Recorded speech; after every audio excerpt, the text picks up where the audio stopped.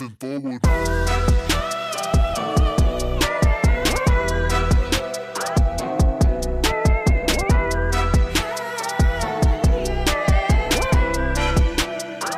I finally done it. I'm back. I told you I'd be back, but like life gets in the way. A lot going on in the movie verse of my life, but at the same time, a lot going on with the podcast and where it's going to go this fall and all the crazy things it's going to do. And so one of the crazy things it's going to do is it's actually going to split up into different parts. I'm realizing just looking at the numbers and the way that the audience responds across the different platforms, it would behoove me to separate some of these things. So we're going to make it to where, like, Maui can listen to just Maui on Sundays. And if you want, you can listen to my diatribes about the world on Wednesdays. And then we can get over all the bullshit because it's Friday, Pauhana, and we're going to talk about the fun stuff and just bitch about that and how that goes and what we think about that. And then we'll lather, rinse, repeat. Makes some of my new and future advertisers happy, and it also, for those of you guys that just like skip to the end bits, and for those of you guys that just listen to the beginning bits, this is a win-win for all of us. And maybe one day it'll pay for itself. Here's to crossing our fingers on that. So with that being said, it's Friday. Man, so much has happened since last we talked, and I think this works out even better that everything separates at this point, because in that way, like, I can just dish on all the fun shit and we can kind of like get in a weekly mental health day, if you will, by just letting this out of our system so we're not thinking about the politicity of the world. So there's a lot I missed since last we talked. Biggest things I've heard, Avatar 4 has already got, like, the first act in the can. Reports state that James Cameron has already shot the first act of it. Like, that's nuts. Like, I mean, to a degree, that's nuts. But, like, coming from a, I want to grow up and be just like you, Mr. James Cameron, someday, sir, please, type of guy. I get why he's doing that. I think there's going to be some interesting, like, stuff for actors that may not live until that point, or maybe like they're shooting historical material that's going to exist in both of them, and so it's a technicality, or maybe he's like, let's, why not, so I mean, I think from his crazy empire, like, this is like James Cameron is going places where, like, Jodorowsky didn't even get to take Dune past, like, paper and pencil. So, I mean, I haven't gone back to see the in-theaters, like, upscale of Avatar 1, which I totally would. I mean, he can shut up and take my money anytime. That was, like, the last good movie in 3D I personally felt I've ever seen. So with that being said, I'll definitely go to see Avatar 2, but wow, like, I mean, he's kind of got me interested now at, like, the mega sizeness of this, right? Like, he's creating his own Lord of the Rings in space. He really is. So, like, with that, I got to say props to you, Mr. Cameron. And, I guess this is going to be like some Wu-Tang status stuff that he's just going to have locked away for like 8 years. And then we'll find out. In trailer news, though, Super Mario, guys, you seen it? I'm gonna post it later when I reshare this whole episode and everything. But, like, so we've got Chris Pratt as the plumber himself, all right, and this is the first major motion picture since the ill-fated attempt starring Bob Hoskins, John Leguizamo, and Dennis Hopper. And I gotta say, little kid me liked it. Grown adult me, definitely moved past it. Getting older me has a nostalgic point, And anybody who wants to watch it, I believe it's still free on YouTube. That's, like, how bad that movie did. They can't give it away anymore. So if you want to watch what could completely go wrong in a Super Mario Brothers movie, why don't you, for those of you kids who are not even born yet, who could be bitching about this movie. Go back and watch that movie and then count your blessings. The trailer, though, does give strong video cutscene vibes and feels like it'll carry much of the same humor and appeal that Detective Pikachu had.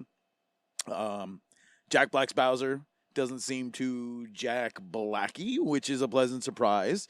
Chris Pratt doesn't get many words in, but it's clear he's not sporting the pitchy plumber's iconic voice. This has made some fanboys lose their minds, but personally, I find it to be a smart move for both Pratt and the voice actor mantle of Mario. I mean, it's kind of a stereotypical voice. I would consider it kind of like brown-facing Italians at that point if Chris Pratt did that. So I gotta say that, it's just like in theater. The most respectful thing to do, if you can't do the accent or shouldn't do the accent because of your casting, then don't do the accent. And I've kind of always felt that Mario's fallen into the same category as like Apu, if you look at it through that same lens almost. Mario is what it is. His voice has been accepted till now, but I really don't think that like putting Pratt's name on it has anything to do with could he do the voice. So like all the voice actor aficionados out there bitching about this and where it sits, it's like, I mean, they obviously chose him for a reason, and they gave Jack Black enough direction to go, hey, don't give us any of the Jack Black routine, please. Give us King Koopa. But I also think that like he's the kind of guy that gave them exactly what they wanted because of his reverence for the franchise, because he's a nerdy nerd like all of us. Speaking of nerdy nerds, Aubrey Plaza is joining White Lotus as it goes to Sicily. We knew it wasn't coming back to Maui, but I find this more interesting as I wasn't too drawn to the previous cast. For as great as it was, I just wasn't a fan of the story arc and how it applied to Hawaii. And why would you want to watch the fiction of it when the reality of it's like right out your window? So with that, maybe since they moved the Wasps to Sicily, it'll have some more draw to it. And I dig Aubrey Plaza's humor, so I'll be in. I'll at least check out the premiere. But HBO Max, you're losing me by a thread daily with all your bad decisions, especially with your going back to reshoots with Ezra Miller, proving that you are gonna double down on dutying to bed when it comes to back in that. Man, I don't know. Let's talk about something better. Jamie Foxx as Spawn. So with a script on the horizon, Spawn, starring Jamie Foxx, may soon be a reality. It's certainly a perfect point in Foxx's career, especially since he got that awesome, epilogue for Electro, and potentially more if that part of the MCU comes back because of, fan support. But, I got to say that, It's definitely been plenty of time since the last Spawn film. So, and that didn't age well, but it wasn't all too bad. Again, fondly thinking of John Leguizamo. Wow. It's like John Leguizamo's like that cat in the ICU that lays down next to people right before they die. And that was his job in the 90s. And I think the only thing that wasn't lame that he ever did was Tu Wong Fu in that era. But I digress. It seems like McFarlane is going to have a much heavier hand in this iteration of Spawn. He signed off more or less with, the previous one, but I think the 90s were a completely different time, and there's been a lot of evolution since then, and there's been a lot more respect for Spawn and the story that it is and the crew behind it. So I think there's a good chance that this could rock. It could be I expect more out of this than I really expect out of the Blade movie that's getting a whole rewrite, reset, everything. But we'll see. We'll see what's in store for Spawn. All I got to say is I'll probably just lose my shit the second a trailer drops, and I'll be fanboying along with it. I really don't think that the crew involved in it can do any wrong in my childhood eyes, but we shall see. We shall see. And speaking of childhoods and having, theories confirmed, Jinkies, Velma is a lesbian. You didn't see this coming? I mean, I personally felt really strong asexual vibes from her in the original series. I mean, it makes sense though. Like, I mean, it was kind of weird to me that everybody assumed that like boy girl meant like that's how you go on the arc together, and they just didn't realize that like Shaggy and Velma weren't. It was like they were just that's the friends and the outcasts that's sitting way back in a van. That doesn't mean that they always have to like bump ugly. So I think that was kind of weird that part of American culture just didn't see that coming. Because I mean, like, look at how the girl dressed. Look at like her style, the way that she talked to everyone. It's either she was spectrum asexual or she was a power lesbian. Pick one. Like she be sitting on the same convention floor as Peppermint Patty, as far as I'm concerned. So anybody getting bent out of shape on this is like, if you didn't see the signs, bro. Okay, if you didn't see the signs. But, you know, we live in some bizarre times where people think they can censor life around them and then subject us to an exclusive reality of their own design. But it's like, bro, like, why do you got to care? Like, you can have all your incel fantasies on Daphne. I mean, which you probably already did. And, like, the April O'Neils of the world. Like, why are we worried about the sexuality of a cartoon character instead of just trying to understand them, man, why it makes for an interesting story and why that, you know, why they're representing that. So, like, just, why don't you just find out what's going on in the story instead of just, like, getting on the mean train before you even seen it? Moving forward.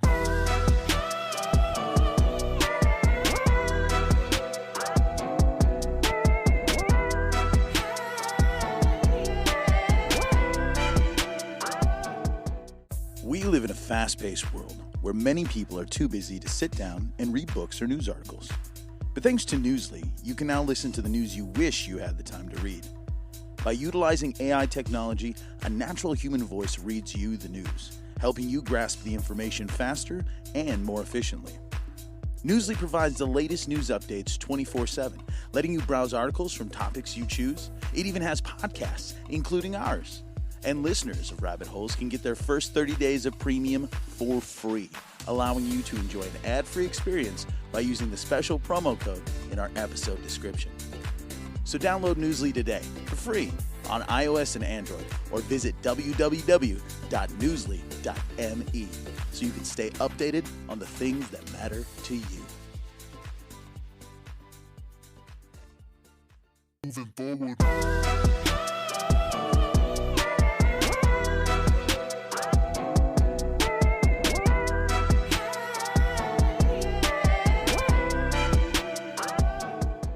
But there is something that I was on the total peace train for, but then I saw it, and then now I have to kind of like, and my of the week kind of goes to Hocus Pocus. I felt it. If the sequel kind of fell short, like I'm sure some of you out there feel me.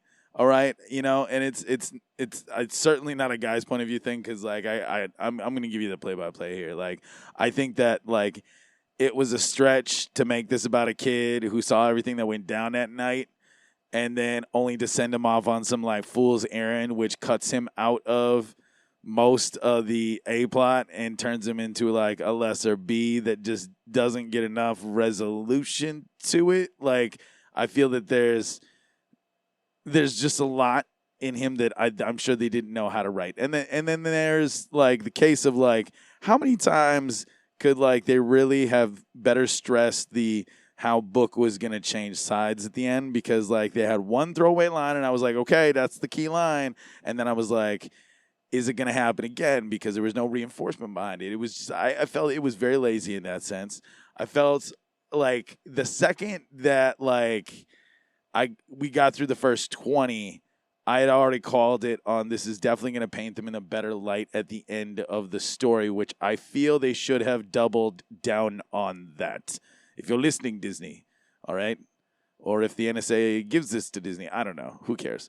But for those of you that do care that are listening, like I really feel that like they could have lathered more of that charm on, and they could have really just driven home the whole, like, we're going to switch them more to anti-heroes, just because, like, the way that, like, these are three of the most, like, interesting women in entertainment, television, and music, and they've iconically become something beyond what their characters like were barely fleshed out to be in the original one. So I think that's also what put the hype so high. So I felt that it fell short at points for what it could have been. I really feel that like I wanted to sympathize more with their loss at the end, but then because like, you know, now that Disney owns a slice of the comic book business, they repeat the most logical sin that comic books repeat is that nothing ever dies. So we saw yet another candle, which, come on, just like I kind of saw that like someone had to like remake the candle to a degree, but then also like leaving the opening of like, well, we're just going to have more candles lying around and you could repeat this as many times as you want. Let's go shark jumping. Let's make a Disney Plus series. So like, I mean, at this point, unless they're just showing up in a cameo on Deadpool 4, I hope we don't see a Hocus Pocus 3 unless it's like some silly TV series that's going to follow the young Sanderson sisters, which I would totally support that.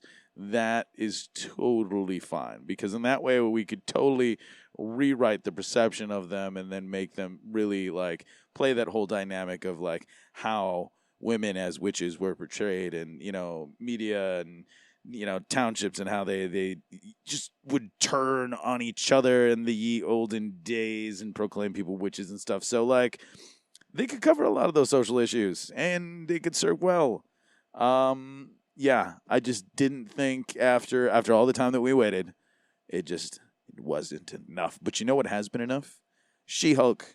And I don't give a shit what I hate to say because She-Hulk's being She-Hulk. She-Hulk's like that part that goes like, I'm supposed to be a comic book story? No. Which that's like, come on, guys. Like, you do realize they told us we were pretty much signing up for Ally McBeal with superpowers. So, like, why don't you just get on the train and accept it for what it is? Ally McBeal with superpowers. A single female lawyer. All right? So just, like, turn on your little lenses there and just succumb to like what the message is, and then you'll be like, oh, I get it. Now it's funny because it's doing it. Okay. And then also like if you look at like who they chose for She-Hulk, like she was built to take a campaign like this, and that's half of the mischief. Like Disney's leaning into it, meaning that they want to, which means that like I'm sure Tatiana Maslany was just like, oh yeah, I mean I've seen worse in my time, so like I can fight this. I'm prepared for this. So like I really think at that point, like, there's really no fucks to be given. So, I mean, they'll do a lot to bank off of it. I think that Daredevil's appearance is well played. I like the tip back to the classic outfit. So, like, he totally looked good, and they showed why that yellow worked because, like, in the darker scenes, oh my God, you could see his head better compared to his chest, so he was still kind of invisible in the night, but you could make out where he was. Well played, costume department.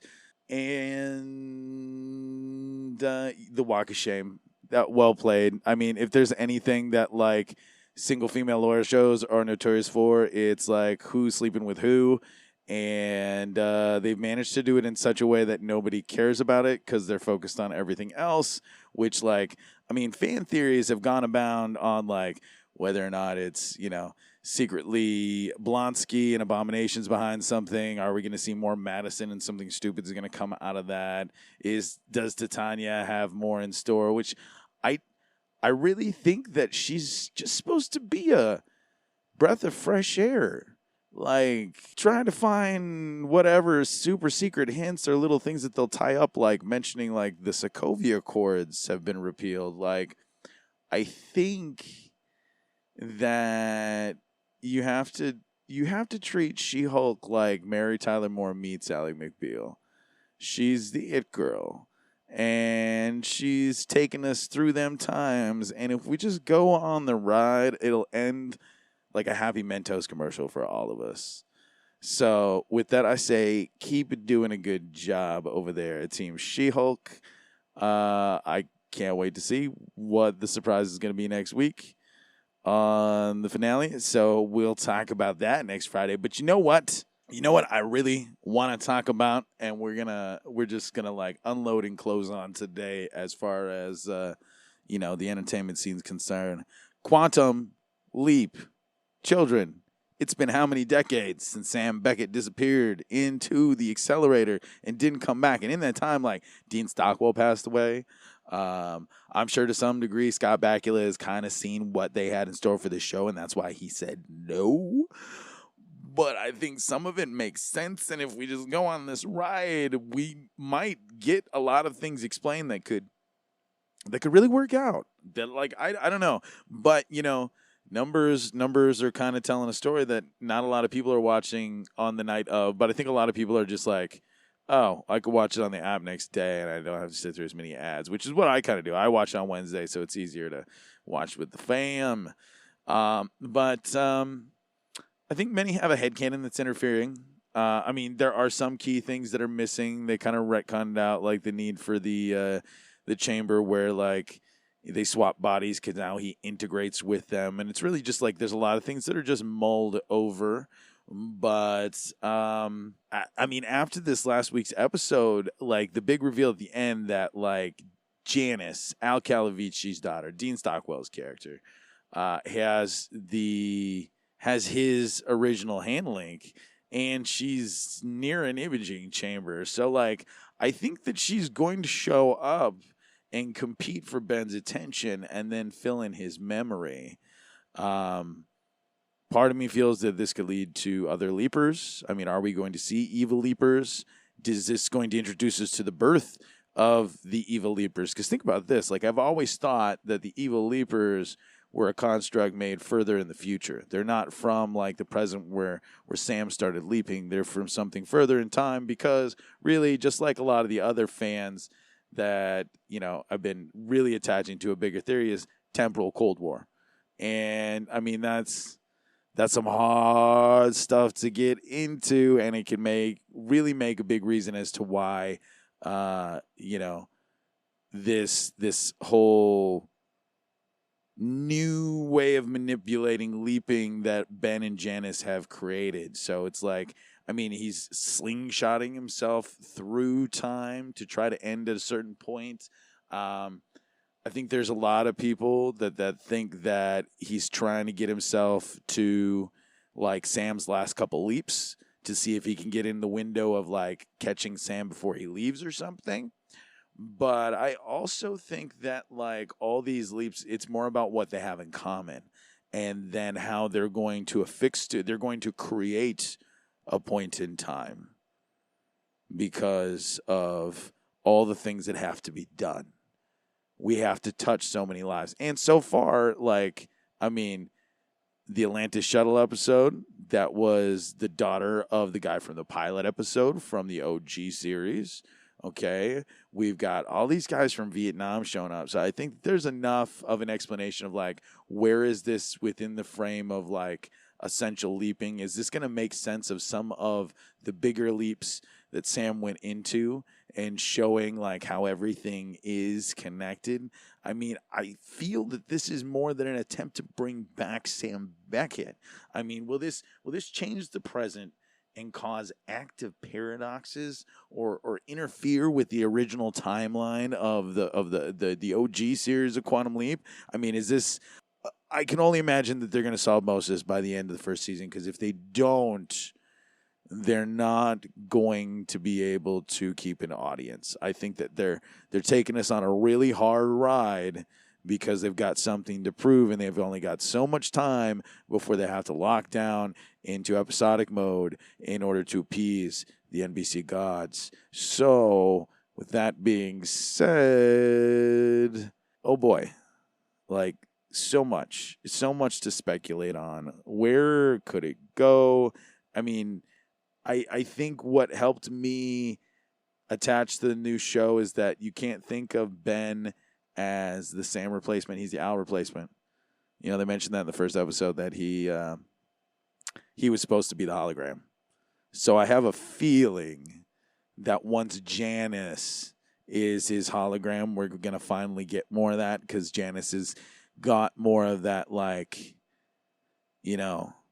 personal positivity, full of herself nature, like her dad. I mean, you could hear it in her her monologue at the end of the last episode where she's berating her mom and saying, like, this should have all been mine. Like, which I gotta say is, it's a very dark approach, but, like, knowing how much history could change, like, is she doing something that's even going to change herself, or that she knows is going to change other people? Is it going to change it so much that, like, we could come back in season 2 and it will have caused enough of a paradox that whole members of the team could be missing overnight? Or does it take us into a super future where we're going to learn more about evil leapers and we're going to start, like, visiting old episodes, like, deeper than, like, ancestral descendants or just, like, even daughters and sons or whatever? But, like, I kind of like to know where, like, what happened to Jimmy and his family then, you know, and why they're important. Or, I mean, will we see, you know, that man at the end of time? I mean, I part of me feels that that's a stretch when everybody believes in that. I mean, to go back to it again, but, like, I don't think that that's where they want to go. I don't. Like, it's a crazy thought, but I feel like they're trying to create a point in time to run into, and that it's kind of like it's a mission of, like, how do you go through these so many points to create a new point in time that fixes everything? And how many things are missing that they just, like, haven't brought up yet from the previous show? Like, where's Sammy Joe? Like, why create more time babies when we already had enough time babies? I mean, when I wrote a spec for this a decade ago, I was going to make a different time baby out of this. But I got to say, Janice was a smart move. But I really think that there should have been something with, like, Sammy Joe and the rest of the team. I felt that they could have played well into the idea that the exchange with the bodies was still happening in the chamber, that the visitor would come in Sam's body, and there would be, like, this whole project that's been happening for, like, 20 years where they're just talking to whoever's sitting inside of Sam, but because that's all they've got for budget is just a babysitter that's a psychiatrist that kind of, like, has taken the place of Al, and that was, like, Al's job for the longest time. So, like, I really think that there's a lot of things that, like, they could have tugged more heartstrings had they gone into it. And, like, I kind of hope at this point, like, as much as I like it and where it could go, this is the safest point that it could get canceled, and then we could just go make a fan series or something else. I don't know. I like these guys and I like what they're trying to do, but I feel like I've met enough people in my life in Hollywood on sets and friends in the biz that, like, there's enough nerds that when you get us together, we've talked about this. And I've definitely felt that, like, per the people I've been around in my life, there's been a lot better ideas on how to do this, even though this is one of the best ideas on how to do this. Thoughts, comments, questions, concerns, let me know. Fill it in. Fill me in. If you hate it, let me know why. Like, give me a hard reason why, not just like I can't take it. But we'll talk more. And thank you guys for coming on this crazy ride. I will see you on Sunday where we will talk Maui local things. And if not, I will see you next Friday for all things that are entertainmentally fun, celebrity stupid, and otherwise a distraction from this reality. Aloha.